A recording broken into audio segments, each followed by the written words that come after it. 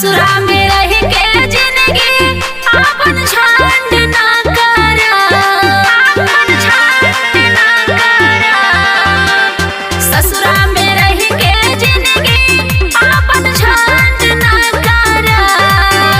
हे राजा नैहर भेजादा सासू के पूरा डिमांड ना करा। हे राजा नैहर भेजादा सासू के पूरा डिमांड ना करा। अरे सास ससुर के सेवा जे करबू त पूर्ण मिली हो, पूर्ण मिली हो। अरे सास ससुर के सेवा जे करबू त पूर्ण मिली हो।